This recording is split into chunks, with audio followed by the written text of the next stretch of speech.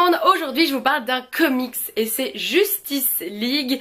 Alors au scénario c'est Geoff Johns et le dessin c'est Jim Lee. Alors en fait quand on commence à lire le comics on se rend compte que les dessinateurs changent à chaque tome et c'est vrai que c'est assez bizarre. Donc en fait dans le premier tome voilà c'est Jim Lee, on le retrouve dans le deuxième et puis après voilà le troisième c'est encore des autres dessinateurs. Mais au moins le scénariste c'est toujours le même. Je vais vous présenter en fait les 3 premiers tomes de la saga. Le premier c'est Justice League aux origines.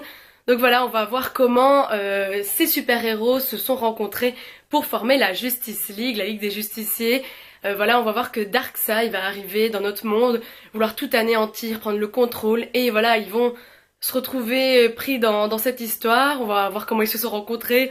Voilà, c'est très drôle en plus parce que Batman et Superman, ça va pas, ils se fight. Hein. Green Lantern, il est trop marrant.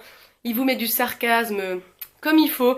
Quand il traite Batman d'homme qui est juste déguisé en Dracula, moi je trouve ça bien drôle. Ou alors quand il dit à Captain America « Hey Captain Igloo, tu te ramènes ?» Voilà, moi ça me fait beaucoup rire. C'est vrai que c'est con, mais moi j'aime beaucoup. Le dessin est super canon. Regardez Wonder Woman...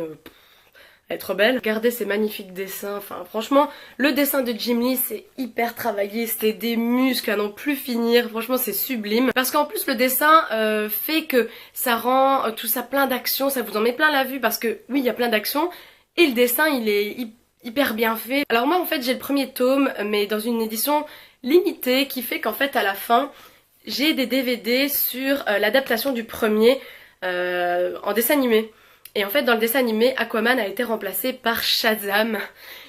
Et je trouve ça tellement bien fait. Je crois que c'est vraiment le film qui m'a fait complètement adorer cette saga. Dans le deuxième tome, on les retrouve encore à essayer de vaincre un ennemi commun. Donc c'est un méchant qui va les manipuler assez psychologiquement avec leur peur, il sait tout d'eux, donc il va vraiment les manipuler. On voit aussi l'apparition de Green Arrow, que moi perso je n'aime pas du tout dans la série TV. Mais dans celui-là, il me fait bien rire, c'est un peu comme Green Lantern, hein. Il est très sarcastique, voilà, il a du charisme, l'égocentrisme à n'en plus finir, voilà, c'est drôle. Ce que j'aime beaucoup aussi dans ce tome 2, c'est qu'il y a beaucoup d'enjeux politiques. Voilà, les États-Unis se posent la question, mais pourquoi on laisserait pas le plein pouvoir aux super-héros, parce qu'ils savent tout faire, ils sont plus puissants que nous. Voilà, j'aime beaucoup comment on se positionne, parce qu'en plus dans le tome 1, on voyait bien que les gens avaient peur d'eux, voilà, c'est le début, les gens comprennent pas, voilà, fatalement après ils vont comprendre qu'ils sont là pour les aider et ils les adorent. Dans le tome 3, leur ennemi va être en fait le frère d'Aquaman, parce que les militaires ont, sans faire exprès, envoyé des bombes sur l'Atlantide et donc ils vont péter un plomb, ils vont vouloir inonder tout le continent et tuer tout le monde. Donc voilà, ils vont se liguer contre le frère d'Aquaman. Du coup ça fait un petit peu réfléchir par rapport à l'écologie.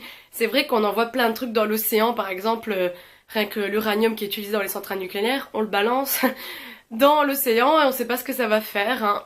Qui sait, on le saura peut-être dans quelques années. Et alors dans ce tome-ci en fait on va voir plein d'autres super-héros parce qu'ils vont se rendre compte que voilà ils sont impuissants contre cette marée d'hommes qui arrivent, toute l'eau qui arrive et donc ils vont appeler tous les autres super-héros qui existent chez DC Comics et dont Shazam que j'adore depuis le dessin animé que j'ai vu dans le premier tome. Le truc que j'ai beaucoup aimé dans celui-ci c'est qu'on aborde justement la vie secrète des super-héros. Voilà, Superman lui il dit carrément que lui il est à visage découvert mais c'est justement pour mieux se cacher dans sa vie au quotidien de Clark Kent.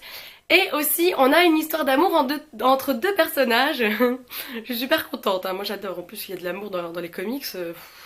Voilà. Donc voilà, je vous invite vraiment à commencer les comics parce que c'est béton, c'est génial, on en prend plein la vue, il y a plein d'actions, c'est drôle.